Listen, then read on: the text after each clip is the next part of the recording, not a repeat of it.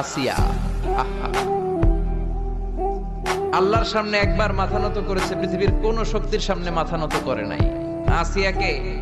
আসিয়া এবং ফেরাউনের finance minister, অর্থমন্ত্রীর বিবি লুকিয়ে কালিমা পড়েছে, সাইয়েদনা মূসা আলাইহিস সালামের উপর ঈমান এনেছে। ফেরাউন শুনে দুইজনকে ডেকে নিয়ে আসলো। অর্থমন্ত্রীর বউয়ের সাথে দুধের বাচ্চা, বলল দুইজন নাকি ঈমান এনেছো লুকিয়ে লুকিয়ে, এক আল্লাহরে ছাড়ো, আমি ফেরাউনরে সেজদা দাও। এরা বলল জীবন যাবে কিন্তু ঈমান যাবে না, জীবন দিব কিন্তু ঈমান দিব। প্রথমে ধরলো অর্থমন্ত্রীর বউকে, তাড়াতাড়ি আমার পায়ে সেজদায় লুটিয়ে পড়ো। সে বলে না, জীবন যাবে ঈমান যাবে না। বলল তাই নাকি, দেখি তোমার ঈমানের কত পাওয়ার। জল্লাদরে বলল কড়াইয়ের ভেতরে আগুন গরম করো, তৈল গরম করো, দুধের বাচ্চাটারে টেনে নিয়ে তেলের মধ্যে ছেড়ে দাও। কল্পনা করতে পারেন?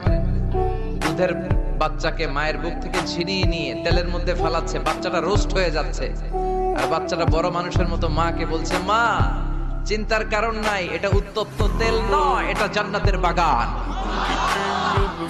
ভয় নাই মা, তুমি চলে আসো, তুমিও লাফিয়ে পড়ো, শাহাদাতের পেয়ালা থেকে মিষ্টি সুধা পান করো। মহিলার ঈমান আরো বেড়ে গেল। সে বলল আমি, জীবন যাবে ঈমান যাবে। ফেরাউন বলল তোর ঈমান কত আমি দেখে নেব।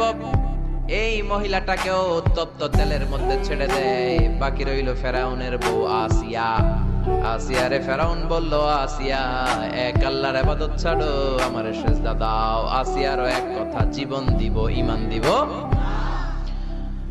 ফেরাউন বলে, আসিয়া তোরে উলঙ্গ করব, বউ হয়েছিস, আই ডোন্ট কেয়ার।